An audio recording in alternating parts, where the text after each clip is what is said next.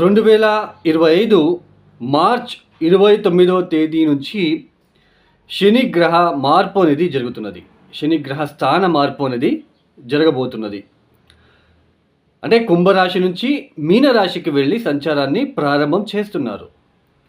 2025 March 29వ తేదీ నుంచి 2027 June వరకు కూడా ఆయన మీనరాశిలోనే సంచారాన్ని చేస్తున్నారు. ఏదైతే ఈ ఒక శని ఒక సంచారం ఉన్నదో దీని వలన ద్వాదశ రాశుల వాళ్ళకి ఎలాంటి స్థితిగతులు ఏర్పడుతున్నాయని తెలుసుకుందాం. ఇక్కడ ముందుగా ఏలనాటి శని అంటే చాలామందికి ఒక భయం అనేది ఏర్పడుతూ ఉంటుంది. అంటే వాళ్ళకి ఏ కష్టం వచ్చినా కూడా ఏలనాటి శని ఎఫెక్ట్ అని అనుకుంటూ ఉంటారు. ఆ ఒక మైండ్ సెట్ అనేది క్రియేట్ అయిపోయి ఉంటుంది. ఇక్కడ ఎందుకు అలా క్రియేట్ అవుతూ ఉంటుంది? చాలామందికి ఏలనాటి శని సమయంలోనే వాళ్ళకి చాలా ప్రాఫిటబుల్గా జరిగి ఉంది. నేను చాలామందికి చూశాను. ఎందుకు ఏలినాటి శని జరిగినప్పటికీ కూడా దశాభుక్తి ఫేవరబుల్గా ఉంటే, దశాభుక్తి కనుక మీకు మంచి ఒక దశాభుక్తి జరుగుతూ ఉంటే పెద్దగా ఇబ్బందులు రావు. మరియు మెయిన్ అష్టకవర్గ బిందువులు చాలా ఇంపార్టెంట్ అండి. అష్టకవర్గ బిందువులు శని ఇప్పుడు మీనరాశిలోకి వెళ్ళి సంచారాన్ని ప్రారంభం చేస్తున్నారు. ఆ రాశిలో మీ జన్మజాతకంలో శని గ్రహము ఎన్ని బిందువులు ఇచ్చారు?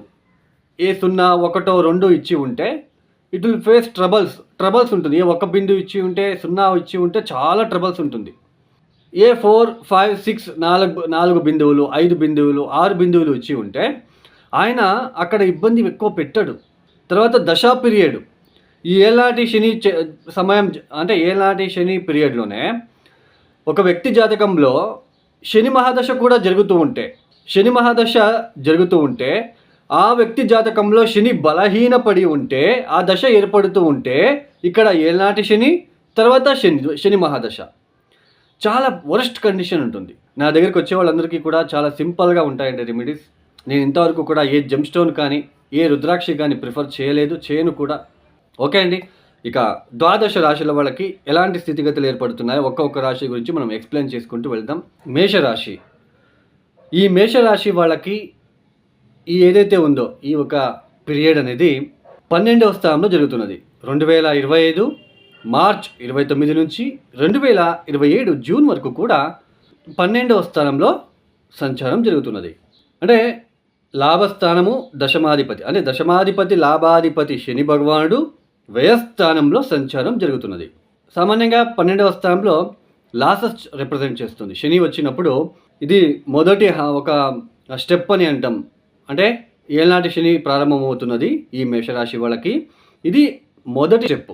అంటే 12వ స్థానంలో ఉన్నప్పుడు లాసెస్ జరిగే సూచనలు ఉంటాయి.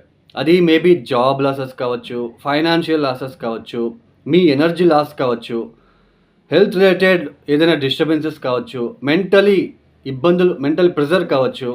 తర్వాత ఈ సమయంలో జాబ్లో కష్టపడడం ఎక్కువగా ఉంటుంది. చాలా కష్టపడాలి.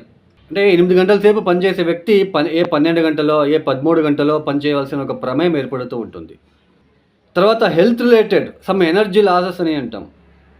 తర్వాత నిద్రా భంగం అనేది కూడా ఉంటుంది. తర్వాత ఇక్కడ చూడండి, అష్టకవర్గ బిందులు కూడా చెక్ చేసుకోండి. మేషరాశి వాళ్ళు మీనరాశిలో అక్కడ ఎన్ని బిందులు ఇచ్చాడు శని భగవానుడు?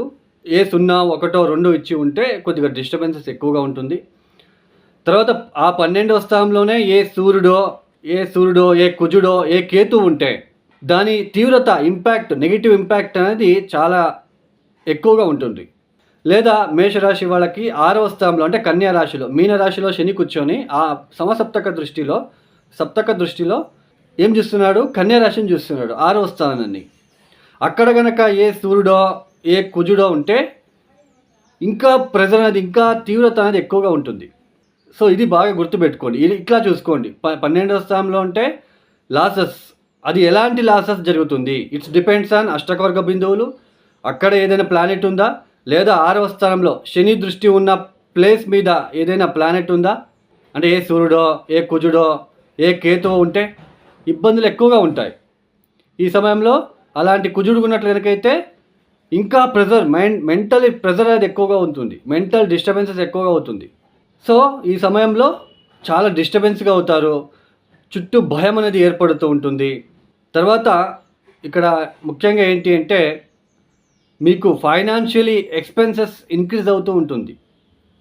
ఎంత వచ్చినా కూడా డబ్బు అనేది ఇంక్రీజ్ అవుతూనే ఉంటుంది. లోన్లీనెస్గా ఫీల్ అవుతారు ఈ సమయంలో. భయం అనేది ఎక్కువగా ఉంటుంది. కుటుంబ వ్యక్తులతో తరచూ అప్పుడప్పుడు ఇంకా కొద్దిగా గొడవలు అయ్యే సూచనలు ఉంటాయి. సో ఇలాంటి సిచ్యుయేషన్ ఉంటుంది కాబట్టి మేషరాశి వాళ్ళు జాబ్ విషయంలో అంటే ఉద్యోగం విషయంలో ఉద్యోగం మారుదాము అన్నవాళ్ళు చాలా జాగ్రత్తగా ఉండండి. ఈ సమయం this is not a right time. ఇది మీకు వేరే ఉద్యోగంకి మారే ఒక సమయం అది కాదు యాక్చువల్లీ. తర్వాత వచ్చేసి ఫైనాన్షియలీ విషయంలో చాలా జాగ్రత్తగా ఉండండి. ఆరోగ్యం విషయంలో జాగ్రత్తగా ఉండే ప్రయత్నాలు చేసుకోండి. మీ దశాభుక్తి కనుక బాగా ఉంటే పెద్దగా ఇబ్బందులు రావు. ఇక పరిహారాలు ఏం చేసుకోవాలి అంటే ఇనుపుతో చేసిన ఏదైనా బీరువాని డొనేట్ చేయడానికి ప్రయత్నం చేయండి. ఏదైనా ఆర్ఫనేజ్ స్కూల్ కావచ్చు, వృద్ధాశ్రమాలు కావచ్చు. తర్వాత ఇక్కడ ముఖ్యంగా అంగవైకల్యంతో ఉంటున్న వాళ్ళ ఆశ్రమాలు కావచ్చు, అక్కడికి వెళ్ళి ఇనుపుతో చేసిన బీరువా లాకర్స్ అని అంటాం కదా, అలాంటివి డొనేట్ చేయండి. మనం ఇంకొకటి చెప్తాను, మనం ఏం డొనేట్ చేసినా ఏ దానం ఇచ్చినా కూడా ఆ దానం వాళ్ళకి ఉపయోగం పడేలా ఉండాలి, వాళ్ళు ఉపయోగించుకోవాలి. సో అలాంటి దానమే చేయండి.